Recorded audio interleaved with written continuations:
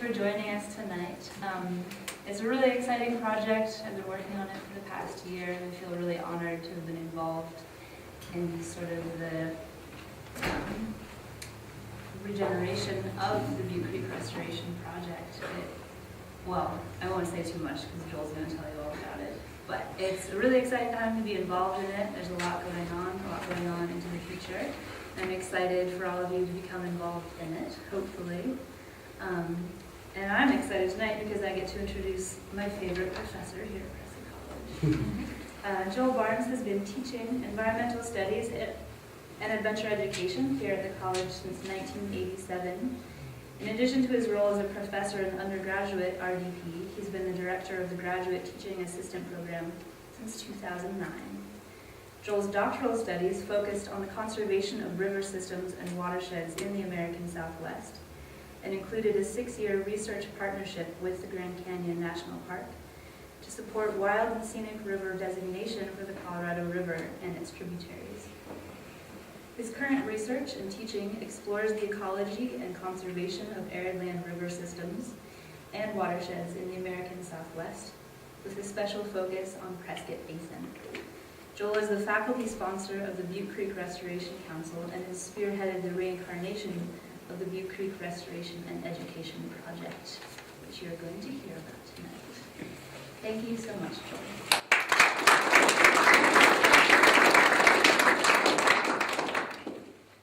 There you go. Well, I just want to start by thanking the Natural History Institute. It's what a great facility. I mean, the art and the venue is a great place to host talks like this, and it's just the tip of the iceberg in terms of what we're going to see from the Institute in years to come. So I just want to start by thanking. And I also want to thank the Butte Creek Restoration Council students. A number of them are here tonight, and although I'm the one up here talking, it's really the students that really, in reality, do the bulk of the field work. And they're the ones that come up with the ideas in collaboration with myself and other faculty. So the folks, who's on the council, just raise your hand if you're here. We have a couple up front and a couple scattered in the back. And there's actually, this reminds me, Sarai, did you put up a sign-up sheet? Yes. In the back. So if you're interested in joining the Butte Creek Restoration Council, there's a sign-up sheet in the back, and Sarai, President Sarai will see to it.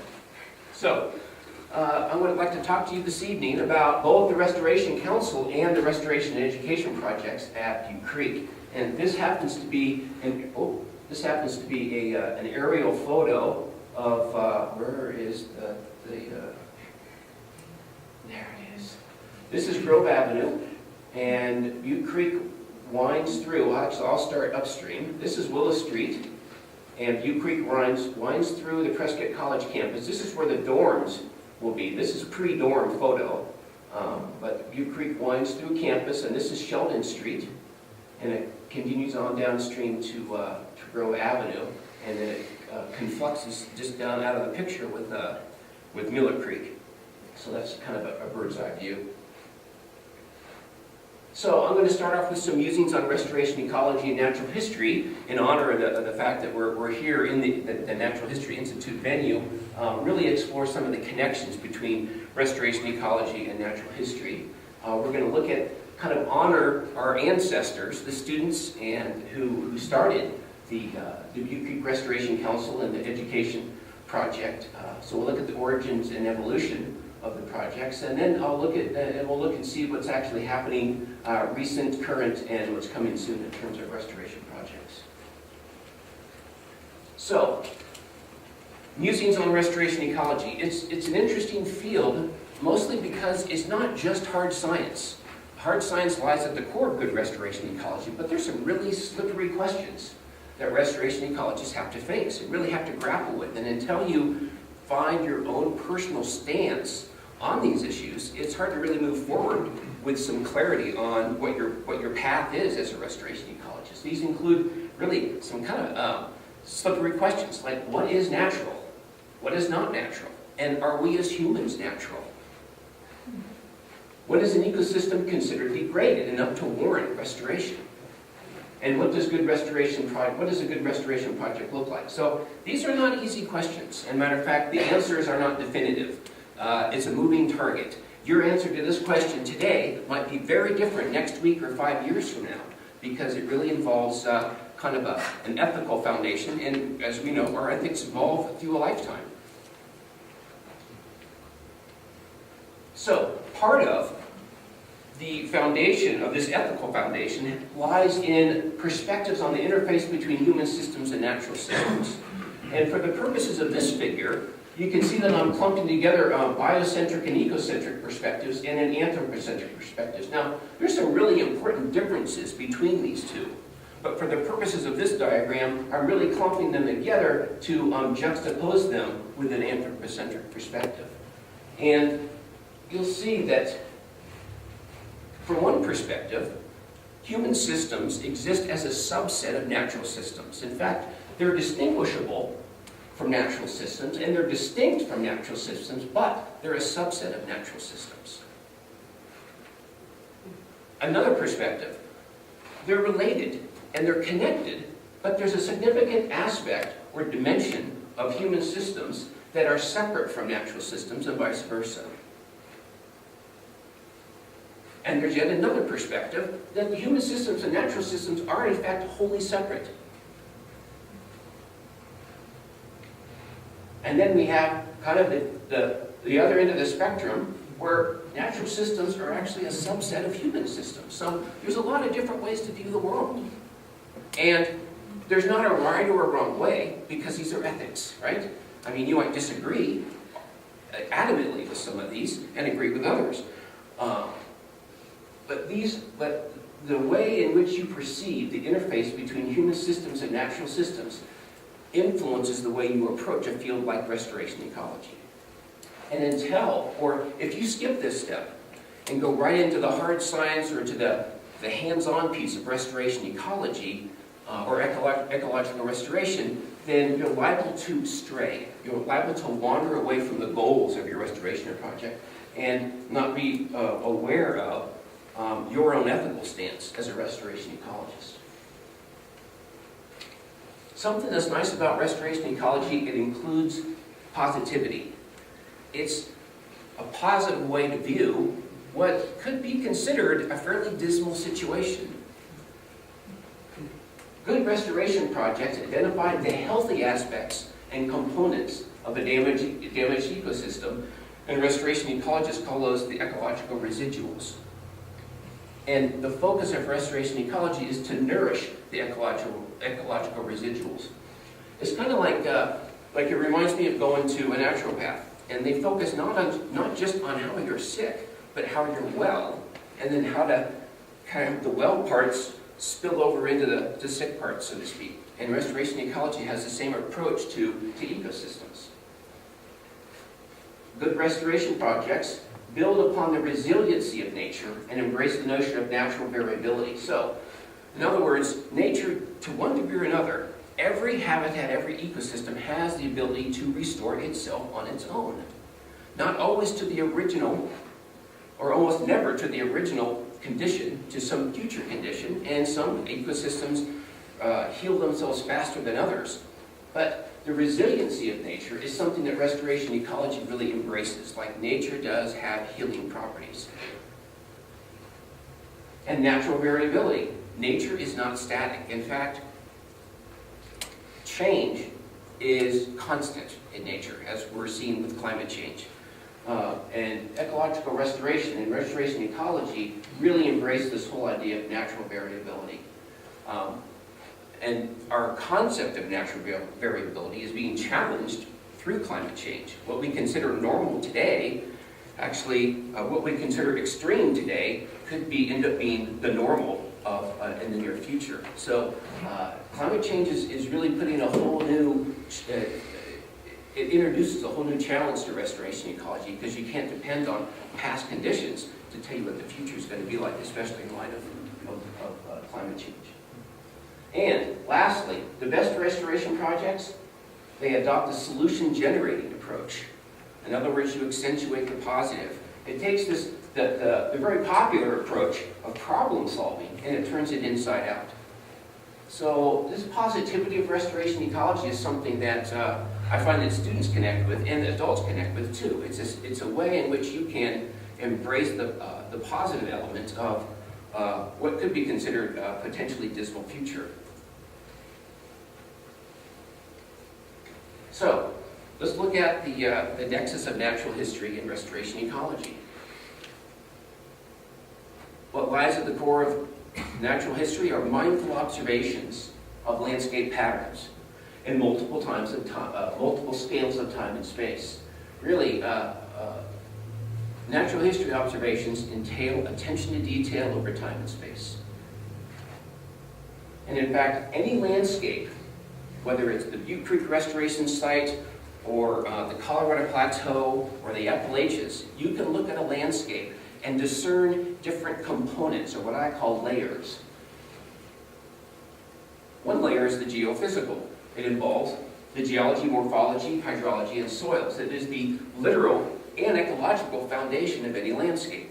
It's the layer upon which the biological life is draped. So you can think of the rocks as the physical layer. The biological layer is the life that's distributed across that time-space continuum, i.e. the rocks. You've also got the cultural landscape layer, which in reality is a subset of the biological, the human animal. We tease ourselves out of the biological landscape and say, well, let's look at the scenic and aesthetic values that we associate, or that a culture associates with landscapes, the ethical, even the recreational and archaeological and economic values that we associate with the landscape, and we can call that the cultural layer. And then we've actually teased out another subset of the cultural layer, and then I call that the socio-political layer. And that really is sociopolitics. It is how societies create the rules that determine how we interact with landscapes. Public policy, laws and regulation, resource use and management, and of course conservation, preservation, and restoration. And in fact, it's neat because folks, I think David Brower coined this term. He called it environmental CPR, conservation, preservation, and restoration. And he said, really, when you put these three together, that is a potent suite, because each one of these really needs the other two. They don't stand alone. And thanks to David Brower for that environmental CPR idea. And finally, you've got the experiential landscape layer. How do you, as an individual, or you as a group, perceive these different layers? The way in which you experience these different landscape layers and what filters you have on for that particular day have a lot to do with how you perceive these others. The intra and interpersonal experiences with the land. Now, while each of these layers reveals its own unique collection of natural stories, you could spend a lifetime studying the geology of the Southwest. Some people do. There are also an infinite number and variety of stories that combine and intertwine these layers. So it's really the stories that connect them that can be equally as intriguing as the stories that lie within each layer. And it's these natural stories that inform ecological rehabilitation and restoration ecology. And then in the arid Southwest, there's this one more layer that we got to add here that is worth kind of acknowledging. And that is the hydroscape. In the arid Southwest, water is a commanding force. There's folks who come down to the desert from wetter climes, and they say, you know, there's hardly any water over here. I can't see any water. And those of you who have read some of Craig Childs knows that he says that more than any place else on Earth, these arid environments show the signs of water. It's everywhere. He also claims that there's two ways to die in the desert. What are the two ways to die in the desert? Yeah, you can die of thirst or die of drowning. So water is nowhere, yet it's everywhere, and it's ubiquitous. And this hydroscape really serves as the hub of this wheel, or this matrix, if you will. It ties together these different landscape layers. In fact, in what ways are riparian areas important in the landscapes of the American Southwest? So you can see these same landscape layers in the hydroscape. And what I've done here is just scattered some facts around that help illustrate how these different landscape layers are connected through the hydroscape. Now, the most intriguing one to me is the fact that riparian areas account for just a minuscule sliver of the spatial, of any given landscape on a spatial level. Yet they support over 30% of the total biodiversity. So that, you could easily call that an ecological bottleneck, if you will. 0.03% of the southwestern landscape supports a disproportionate percentage of the regional biodiversity, over nearly a third. That combination of attributes qualifies it as a keystone habitat. Keystone species are species that are relatively rare compared to their ecological ripple effect, I call it. So ponderosa pine would not count or be considered a keystone species in the Southwest because they're everywhere. It's got to be rare relative to its ecological influence and importance. So riparian areas certainly qualify for that. And so really, these different facts kind of illustrate the ways in which these landscape layers are connected to the hydroscape. Matter of fact, we almost recreate exclusively in watered places in the Southwest. If you are backpacking and you have a dry camp, your next camp's got to be wet, unless you're willing to carry a lot of water. And in fact, we're not the only ones that hung around watered landscapes. Archaeological sites, vast majority of them, huge percentage of them. In the Grand Canyon, it's like 90% of the inventoried archaeological sites are found in the hydroscape. And so we're not the only ones that prefer watered landscapes. Our ancestors did too. It's just the way you live in the desert. And in fact, wildlife prefers the watered habitat as well. So we all need to hang out around water because we can't survive more than a couple days without it. And in fact, we all know too that watered landscapes inspire people to action and advocacy. Rivers and lakes and streams have really inspired painters, visual artists, literary artists, a slew of creative people have been drawn to the Southwest and the watered landscapes. So, on to the origin and evolution of the Butte Creek Restoration Council and the Butte Creek Restoration and Education Project. So, this is the original plan authored by Diva Taylor, Dazzle Ekblad, there's a name for you, Christine Cantwell, and Kim Williams back in April of 1997. So it was back in February of 96 that the council was formed by a small group of Prescott College students, these folks in particular, and faculty members, mentors, to address the degraded ecological conditions of Butte Creek.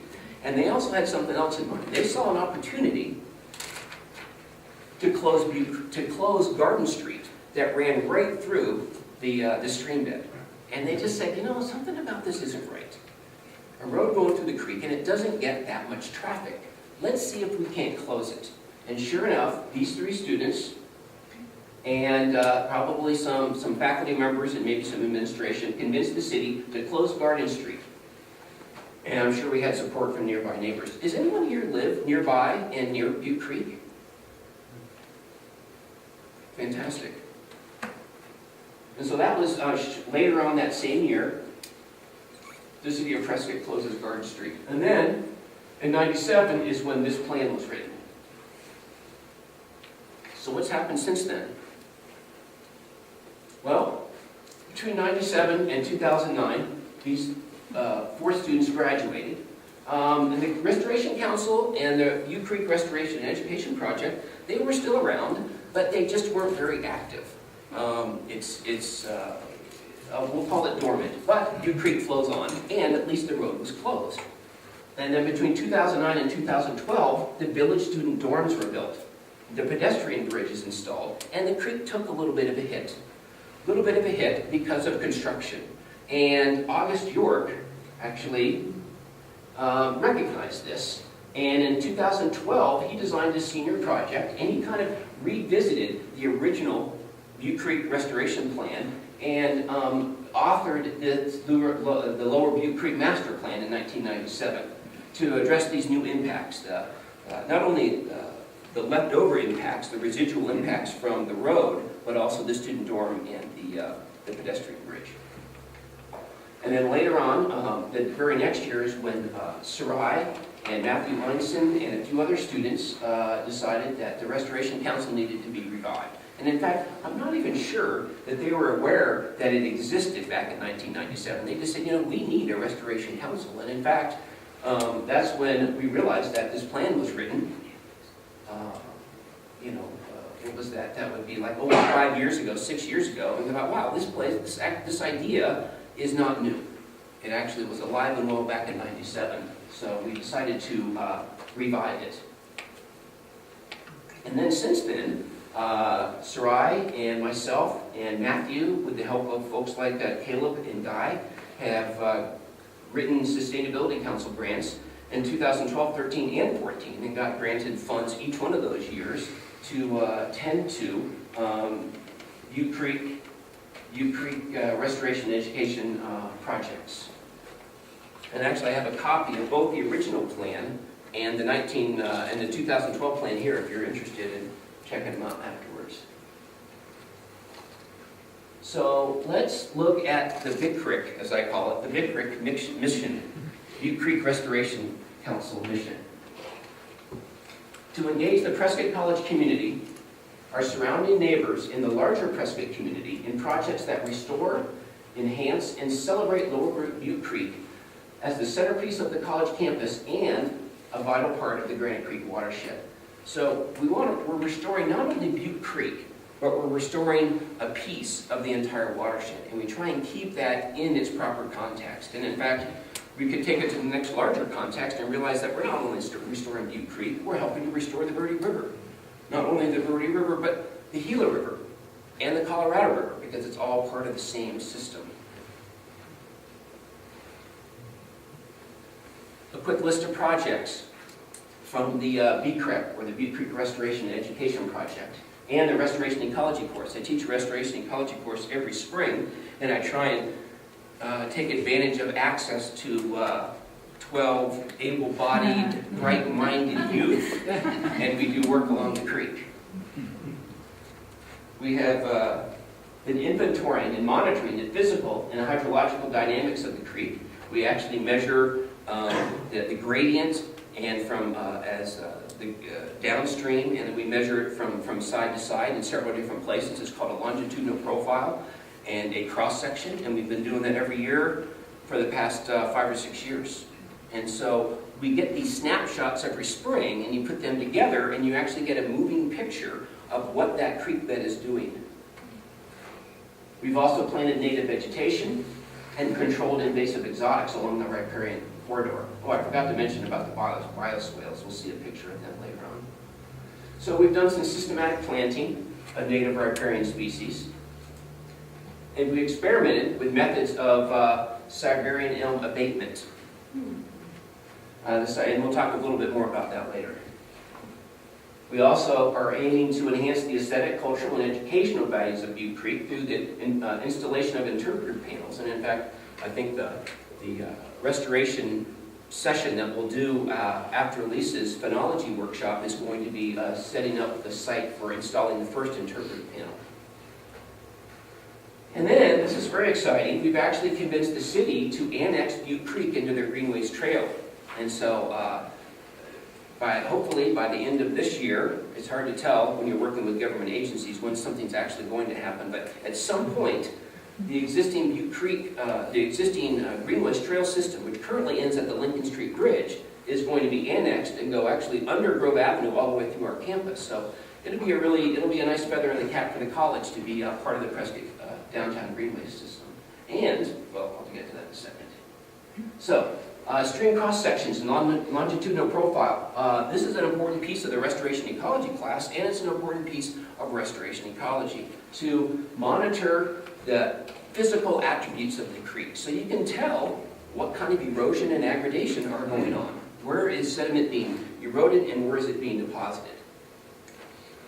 And in an urban watershed, that can be a big challenge because you're dealing with external factors that are really beyond total mitigation, right? An urban watershed is such that you're dealing with ubiquitous factors like a lot of pavement, non-point pollution, and encroachment of the floodplains, what they call the pinching of the floodplain, stuff that you're not going to be able to fix. And so in some ways, we're doing the best we can in an urban watershed. But nonetheless, we want to make sure we keep track of this. And so each spring, we collect this data, and then what's really cool is that these people from Natural Channels Design, they come down with what I like to call these magic data sheets. And if you enter the right data, this is what happens. And so it's really cool that you can actually collect the right data, and if you do it diligently and accurately, you are rewarded with accurate cross-sections and longitudinal profiles. This is the longitudinal profile here, so this is the gradient of the creek. These are the different data points that we collected, and these 3 red lines represent each one of these cross-sections. So we're keeping close tabs on the physical stability and dynamics of the creek, which is that's one of those landscape layers. We really are looking at the physical attributes of the creek and connecting them with the other landscape layers. Another piece of the physical landscape layer, the floods. I mean, I don't know about you all, but I just love the monsoon season. And now that we have a section of creek that we're kind of focused on, when it starts to rain hard, you can usually see the members of the council, the restoration council, down there kind of saying, so where's it going to go? You know, and how high is it going to get? And what is this flood compared to the last one? Because every monsoon season, you get a series of flood pulses or flood events, and you never know whether you're just going to get maybe a couple big ones or maybe a half a dozen mediocre ones. And sure enough, does anyone recall the monsoon season last year? It was off the charts. I mean, we had a half a dozen really large floods along Butte Creek, and the last one actually was the biggest. It was it really left a lot of natural debris up against all these little plant seedlings that we've so carefully been nurturing. So this is a great shot. This is the bridge, and this is looking upstream from the bridge. And these are actually the bioswales that we dug. And so this is the outlet of a culvert right here that kind of comes down from a paved area. And so it collects not only a lot of quantity, but it gains a lot of momentum. And it comes literally shooting out of this culvert. And so what we're trying to do with these bioswales, or living, there's basically like small depressions in the landscape that you planted with vegetation. We're trying to help that water, we're trying to slow it, spread it, and soak it, because that's what a floodplain does naturally. But since we've taken away not taken away completely, but compromised the ability of the Butte Creek floodplain to do that, we're building bioswales to kind of help her get back into the swing of things. So these bioswales are our attempt at slowing it, spreading it, and soaking it. Plantings. So we've had a series of plantings every year, and that's part of what the Sustainability Council grants have funded. We buy $800 to $1,000, sometimes more, of plants from nurseries, all native species. We're very picky about that because you go to a nursery and they're willing to sell you just about anything, but we're really looking for species that would be existing here and growing here naturally. So we carefully pick those and we plant them all over the place. Oh, this is the bioswale that's being dug out here. And we actually do some weeding. There is some weeding that needs to be done. I mean, it's similar to tending a garden. There are things in there that you want to pull out to make room for the natives. And we have a lot of native grasses, or excuse me, exotic grasses that we need to kind of pull out to make room for the natives. This is what we're doing with the elms, a few of the elms. We've only done this with two. So it's not that we're going in and girdling the whole stand, because that's not what you want to do. You go in and you experiment with ways in which you can carefully and slowly take out a couple adults. Now, we could, if we were patient enough, we could go every spring, about this time of year, and pick every little elm seedling we could find. And if we did that every spring, in theory, eventually, we would have no more elms. And that would be a very patient way to do it. We're experimenting with taking out a few adults just to see if we can't make room for some of the larger cottons, to plant some larger nursery bought plants. So Fremont cottonwood and Arizona ash and that kind of thing, some of the willow. But we're finding that you have to do it just so. And in fact, if the cuts really, we found this out, that you have to be exact with this, that if you cut slightly deeper than the cambium layer, but leave the xylem layer intact, then what that does, it prevents shoots from coming up. You know, it lets the juice go down but not come up, is what I understand. So it prevents the phenomenon of suckers. Because, you know, if you go and cut one of these down, you think maybe you said, well, we got rid of one, but what's going to happen the next year? Yeah, you go from one elm to many elms. So you're actually taking one step up and 5 steps back. So it's really it's a challenge. And of course, there are alternatives of using like pesticides and stuff, but we're really trying to explore, you know, a little bit more subtle and biological means to elm abatement. The socio-political landscape layer. It's important that we know who our neighbors are, just in general, so we can be a good neighbor, and also so we can involve them in creekside projects and creek restoration projects. So we're still in the process of really identifying who our neighbors are that own land along the creek and inviting them to become involved. Because, you know, it's not just our creek. It's a community creek. And it's a creek of the watershed. And so we really want to have these projects, as much as possible, be community-based projects.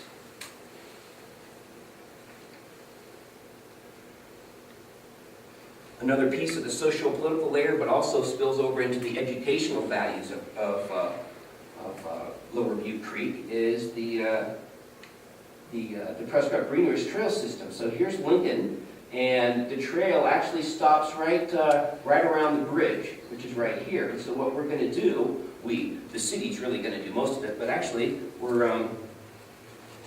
we contracted, or we got Ecology that's joining us as a partner, and they're stepping up, just in the way they should, to help propose an eco-design alternative for building a trail. And the city's very intrigued. They go, wow, we've not built our trails based on eco-design before. We just built a trail. And so I think we're all going to be really interested in what Ecology comes up with in terms of how can you do this in a way that's more ecocentric and biocentric. And so the trail will come through. This is where most of the elms are.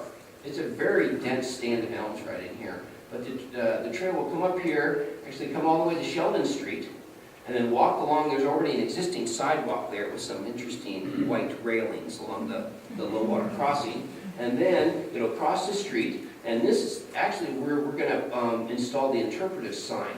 And we'll be doing some preparatory work tomorrow morning. And then it's going to stroll right through the restoration site and all the way over into Willow Street. And you know what? Is that those are the student dorms, aren't they? So this is a more recent photo. The one earlier, the dorms weren't built yet. I knew that was there. Another neat thing we're going to do with this trail is actually construct a small trailhead here for mostly bicycles, but a few cars as well. Because there's already kind of a barren area along the creek, and it just is begging out for something. We could plant it with native vegetation, which we'll do, but I think we're going to accommodate a small trailhead there as well. Are you going to do that, Sarai? Mm-hmm. I mean, design it? Yeah. So it's great to have Ecology partnering with the city and Butte Creek in the eco-design aspect of that. And that's happening the first week in March. So this is the first of 2 interpretive panels. We're hoping to put a few more up, but you know, it's just, we got to let the creative juices kind of flow before we commit ourselves to the content of a sign. And it took us quite a while to come up with this one. It really is kind of an introduction to the restoration site. It talks about the bioswales and the healthy floodplains. It kind of introduces the whole idea of celebrating Butte Creek as the centerpiece of the college and an important piece of the watershed. And of course, it helps folks to actually figure out where they live in relation to the watershed, as opposed to where's the closest Fry's, or where's the closest gasoline station, or even where's my house. The questions that this map hopefully brings up is, wow, I had no idea there were so many creeks. And I had no idea that I'm never really far from a creek when I'm in the town of Prescott, because we got 8 named creeks in the town. It's this kind of information that this sign kind of shares with the passerby, and the passerby hopefully realizes that they actually live in a watershed. Beyond the town of Prescott, they live in a watershed. And you can see we kind of give credit where credit is due. Here, Prescott Creeks. I'd be really remiss not to mention Prescott Creeks. Prescott Creeks is in many ways the inspiration for a lot of the restoration that's going on here, because they've been working out of Watson Woods ever since the late 90s, or mid-90s, and doing an amazing job of the largest stand of cottonwood and willow and ash and riparian vegetation left in Prescott. And they're helping us to preserve that as a community. And so a lot of what they've done is served as an inspiration for us to restore Butte Creek. Prescott Creeks, the Yavapai Community Foundation, which has funded some of the projects, City of Prescott, and these folks made the sign.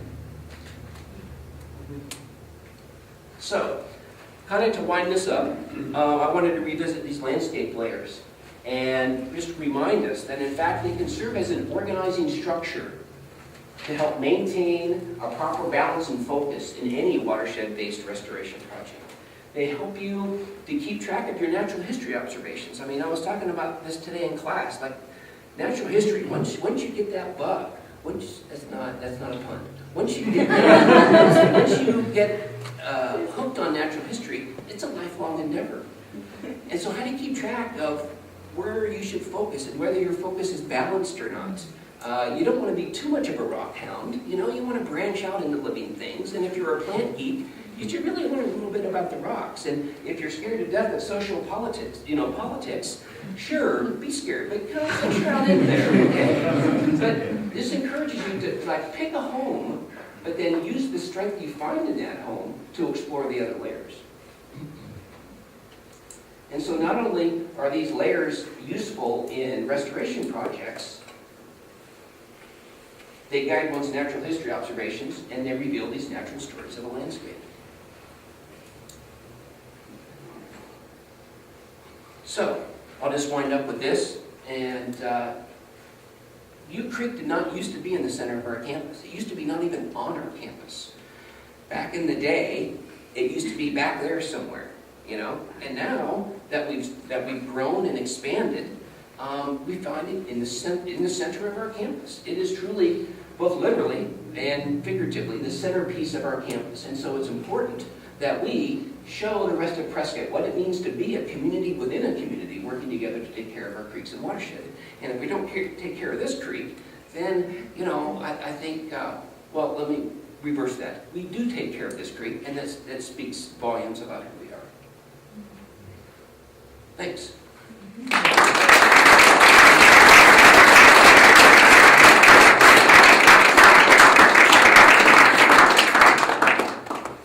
And I'd be happy to spend a few minutes taking questions if there are any.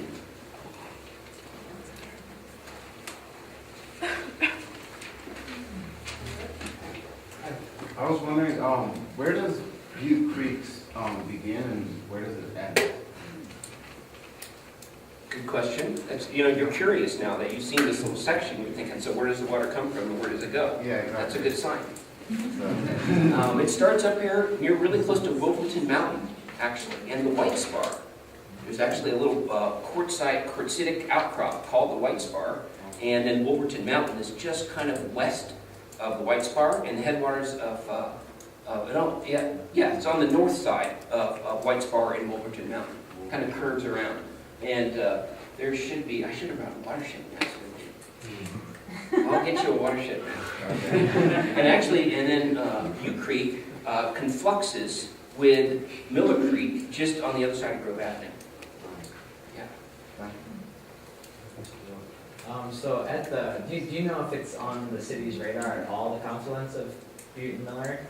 Have you been down there where the road just goes? No, it definitely is, because pretty bad. It is, yeah. That low water crossing where you drive across Lincoln, or you drive on Lincoln across the street, it's a little bit too high. And we really need to take about, a good maybe 2 feet off of that to bring it down to the proper gradient that the creek wants it to be. So what happens, have you ever seen how much sediment can build up on that lower? It's a lot. I mean, in some of these monsoons in past years, I've seen a meter deep of silt up there in that underpass. And so they're aware of that, but again, it would be kind of costly to cut that down a couple feet. It would be a big job. And that is a really important piece of the riparian corridor there, because it's where two creeks meet. And like the interpretive watershed sign that's right at the confluence, it says it's where water and wildlife meet. It really is like an intersection. It's like our Whipple, Miller Valley intersection. It's where a lot of stuff happens, and wildlife and water meet there, and it's actually double the riparian zone of Osamelos, So confluences are important, and I think having this the greenway be extended this way might actually be an impetus to do something about that. They were just in there with a backhoe like a few months ago. Yes. What do you Yes. think? Like, and they were in there with the backhoe at the dorms. Like, what do you think when you see that? I don't know what I think. I remind myself that there has been recent research that shows that southwestern riparian ecosystems are very resilient. And they really are. I mean, they got a lot of blood flow, if you will, right? And so they really bounce back quickly, but that doesn't make me any happier to see the bulldozer in the creek. It just helps bring my blood pressure down. Any other questions, comments? Yeah. We're just wondering if there were any particular projects or undertakings in addition to the restoration project that you were hoping to see Prescott College students take on as senior projects.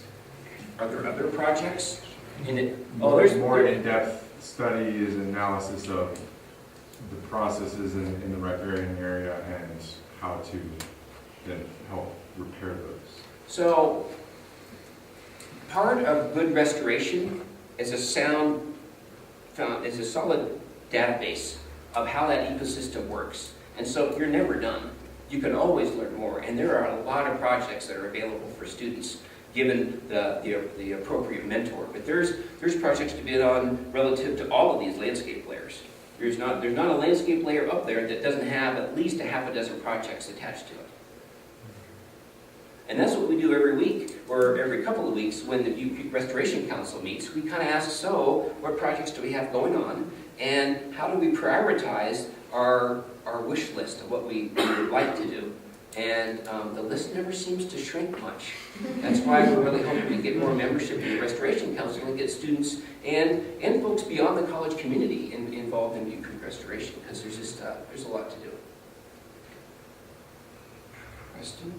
Yeah, I was wondering if for the new section of Greenway Trail, how developed are those plans and whether anyone has addressed some of the concerns about whether the increased traffic will, what that will bring to Butte Creek.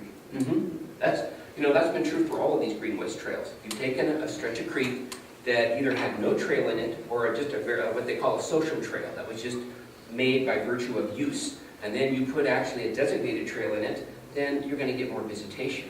And that's the idea, is to have kind of a sacrifice corridor, not the riparian corridor, but a strip of trail through there, and it actually helps to minimize, the more ubiquitous traffic. It keeps it channelized and limited to the actual Greenways Trail. But yeah, we're going to get more visitation. I mean, that's part of the idea, is that we get to share our section of creek with the rest of town, and it encourages them. These Greenways trails, the idea is that you get out of your car, get on your bike, use your feet, and walk around town, and use the creeks as the pathways. It's a great kind of ecocentric, biocentric way to identify yourself as a community. That yes, we actually are encouraging people to get out of their cars and walk and ride around town, and we got trails that use the creeks as our pathways. So it's nice that the college can actually be part of that. And how far this way are you going? How far upstream are you going? We're going to go to Willow Street. That's as far? Yeah, and then it'll stop there. And then I think the city would like to expand it, and we could help with that too if we wanted, because it just would take, the nice thing about this is that we own a fairly long swath of Butte Creek. Instead of having to deal with many different landowners, they got this whole section in one hit with Prescott College. And we're bringing in Ecosa to design it in an eco-design way. So they're really happy with Prescott College as a partner right now. I'm excited to see the trail design, because we have so many really pretty ugly trails. Yeah, Well, That we're would be counting on nice. Ecosa. yeah, Yeah. that would be great. Thanks for coming. Appreciate it.